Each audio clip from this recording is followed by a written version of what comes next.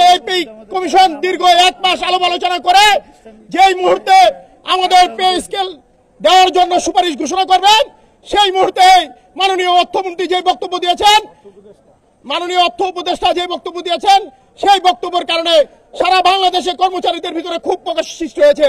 কারণ আমরা আশা করেছিলাম, জানি এই সরকার অন্য সংগঠন অন্য যাদের দাবি আদায় করার জন্য রাজপথে এসেছেন, তাদের কিছু না কিছু করেছেন, তাদের দাবি কিছু না কিছু মেনেছেন। আমরা মনে করেছিলাম এই পে কমিশন, এই মাননীয় উপদেষ্টা আমাদের কিছু না কিছু দিবেন। দুঃখের বিষয়, মাননীয় অর্থ উপদেষ্টা যে বক্তব্য দিয়েছেন, আমরা সেই বক্তব্যের নিন্দা প্রকাশ করছি। আমরা বলে দিতে চাই, আমরা সাধারণ কর্মচারী, আমরা খেটে খাওয়া মানুষের মতো রাজপথে নেমে আসার জন্য বাধ্য করবেন না। আমরা যদি রাজপথে নেমে আসি, তাহলে সারা বাংলাদেশে অফিস আদালত সব অচল হয়ে যাবে। অফিস আদালত অচল হয়ে গেলে আপনি বসে শুধু রুমের ভিতরে বসে একাই থাকতে পারবেন, আপনার অফিসের কার্যক্রম কোনো কিছু চলবে না। আমরা রাজপথে আসতে চাই না, আমাদের রাজপথে আসার জন্য বাধ্য করবেন না।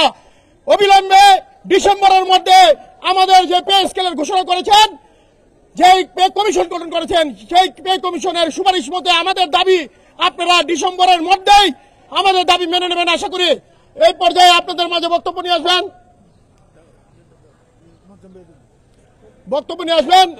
আমাদের ঢাকা মেডিকেল কলেজ হাসপাতালের সাবেক সহসভাপতি মোহাম্মদ মোয়াজ্জেম ভাই।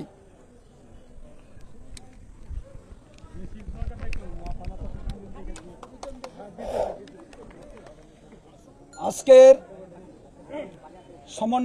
বাংলাদেশ সরকারি কর্মচারী সমন্বয় পরিষদ কর্তৃক আয়োজিত এই বিক্ষোভ সমাবেশে অংশগ্রহণকারী কর্মচারী ভাই বোনেরা, আসসালামু আলাইকুম ওয়া রাহমাতুল্লাহি ওয়া বারাকাতুহু। প্রিয় কর্মচারী ভাই বোনেরা, আমরা তো আজকে বিক্ষোভে অংশগ্রহণ করার কথা ছিল না। সরকার স্বপ্রণোদিত হয়ে একটা পে কমিশন গঠন করেছেন। পে কমিশন বাস্তবায়ন করার জন্য সুপারিশ করা হয়েছে। পে কমিশন বাস্তবায়ন করবে সেই মুহূর্তে আমাদেরকে কেন এই বিক্ষোভ কর্মসূচি করতে হবে? আমাদের অর্থ উপদেষ্টা যেই মুহূর্তে আমরা পে কমিশন পাবো, আমরা আশায় বুক বেঁধে আছি, কর্মচারীরা আমাদের বেতন বৃদ্ধি পাবে, সেই মুহূর্তে হঠাৎ করে এই অর্থ উপদেষ্টা আমাদেরকে জানিয়ে দিলেন যে এই মুহূর্তে এই আমাদের পে কমিশন গঠন করা হয়েছে, বাস্তবায়ন সম্ভব না। যার জন্য আমরা আজকে মাঠে নামতে হয়েছে। সরকারের উদ্দেশ্যে বলতে চাই, আমরা শান্তিপ্রিয় কর্মচারী। আরো জোর গলায় বলতে চাই, আমরা যমুনা চিনি, আমরা সচিবালয় চিনি। যদি আমাদেরকে বাধ্য করা হয় আমাদের জীবন রক্ষার জন্য, আমরা সচিবালয়ে ঘেরাও করবো ইনশাল্লাহ। আজকের আমাদের সমন্বয় পরিষদের সভাপতি সাহেবকে সামনে রেখে বলতে চাই, আপনারা কর্মসূচি শুরু করেন, কোনো কিছু জানতে চাই না। ডিসেম্বরের 30 তারিখের মধ্যে অবশ্যই পে কমিশনের সুপারিশ মোতাবেক আমাদের বেতন দিতে হবে, এটাই আমাদের একমাত্র দাবি। দ্বিতীয় কোনো হাঙ্কি পাঙ্কি চলবে না, কোনো বাটপাড়ি চিটারি করার চেষ্টা করবেন না। চতুর্থ শ্রেণী কর্মচারী সহকারে সরকারের সকল কর্মচারীরা এখনো ঘুমিয়ে আছে, এটা মনে করলে ভুল হবে। আমরা আমাদের সভাপতি সাহেব যে আন্দোলন কর্মসূচি ডাক দিয়েছেন, স্বতঃস্ফূর্তভাবে অংশগ্রহণ করব এবং প্রয়োজনে যমুনা মুখী আমরা আমাদের স্লোগান নিয়ে চলে যাব, সেখানে চলে যাব যেখানে সরকারের সকল কর্মসূচি বাস্তবায়িত হয়। সচিবালয়ে সকল কর্মসূচিতে আপনারা সকলে অংশগ্রহণ করতে রাজি আছেন? আমাদের কর্মসূচি থামানোর একটাই প্রসেস আছে, একটাই রাস্তা আছে, সেটা হলো 30 তারিখের মধ্যে আমাদের পে কমিশন বাস্তবায়ন করা। আপনাদেরকে ধন্যবাদ জানিয়ে আগামী প্রত্যেকটা অনুষ্ঠানে আপনারা অংশগ্রহণ করবেন, সে আহ্বান রেখে আপনাদেরকে আবারও আপনাদের ন্যায্য দাবি আদায়ের জন্য সংগ্রামে থাকবেন এই আহ্বান জানিয়ে আমার বক্তব্য শেষ করছি। আসসালামু আলাইকুম ওয়া রাহমাতুল্লাহি ওয়া বারাকাতুহু। প্রিয় কর্মচারী ভাই বোনেরা,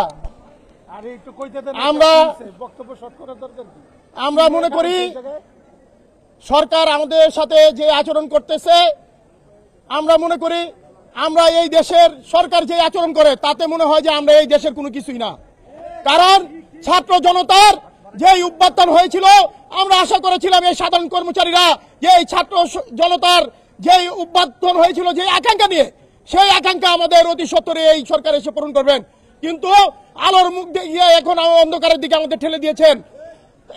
আমরা বলে দিতে চাই, আমরা যেহেতু কোনো আন্দোলন সংগ্রামে রক্ত ছাড়া দাবি আদায় হয় না, আমরা বলে দিতে চাই, আমরা যেদিন থেকে মাঠে রাজপথে নেমে আসবো সেদিন থেকে আমাদের রক্তের বিনিময়ে হলেও আমাদের এই দাবি, এই প্যানেলের দাবি আমরা আদায় করে থাকবো ইনশাল্লাহ। প্রিয় কর্মচারী ভাই বোনেরা, এই পর্যায়ে আপনাদের মাঝে বক্তব্য নিয়ে আসবেন আমাদের ঢাকা মেডিকেল কলেজ হাসপাতালের সমন্বয় পরিষদের সম্মানিত নেতা মোহাম্মদ শিশির।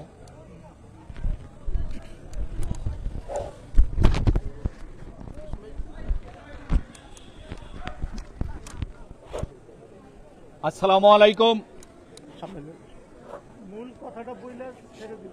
সংগ্রামী সাথী বন্ধুগণ, সংগ্রামী সাথী ও কর্মচারীবৃন্দ, আমাদের বিগত রাজপথের 24 জুলাই আগস্টের রাজপথের এই সরকার, রক্তের রঞ্জিত এই সরকার, যে সরকার সারা বাংলাদেশের এক গুচ্ছ রক্তের বিনিময়ে সরকার প্রতিষ্ঠিত হয়েছে, আমি এই সরকারকে কর্মচারীদের জন্য যে পে কমিশনের মাধ্যমে পে স্কেল দেওয়ার কথা ছিল, অতি সত্বর অতি বিলম্বে আগামী ডিসেম্বরের মধ্যে আমাদের কর্মচারীদের পে কমিশনের মাধ্যমে পে স্কেল প্রদান করতে হবে। সংগ্রামী ভাইয়ের আমার, আগামী 1 মাসের ভিতরে যদি পে কমিশন এই অন্তর্বর্তী সরকার অর্থ উপদেষ্টা মহোদয় যদি ঘোষণা না করেন, অচিরেই রাজপথের আন্দোলন, এক দফা আন্দোলনের মাধ্যমে আমাদের দাবি দেওয়া আদায় করে ছাড়বো ইনশাল্লাহ। আবারও রাজপথের সংগ্রামের মাঝে দেখা হবে। এই বক্তব্য শেষ করছি। আল্লাহ হাফেজ।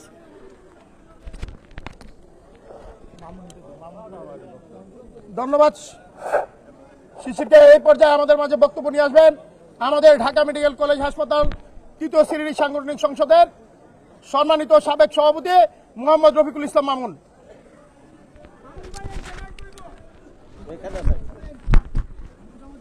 বিসমিল্লাহির রহমানির রহিম। আজকের এই প্রতিবাদ সভার সম্মানিত সভাপতি, উপস্থিত আমার ঢাকা মেডিকেল কলেজ ও হাসপাতালের বিভিন্ন পর্যায়ের নেতৃবৃন্দ এবং কর্মচারীবৃন্দ, আসসালামু আলাইকুম। আমি একটা কথা আপনাদের মাঝে স্মরণ করিয়ে দিতে চাই। এই পে কমিশন যখন গঠন হয়েছিল তখনও এই ঢাকা মেডিকেল হসপিটালের নেতৃবৃন্দের বিশেষ ভূমিকা ছিল আমি মনে করি। না হয় তখন পে কমিশন গঠন হইতো না আমি মনে করি।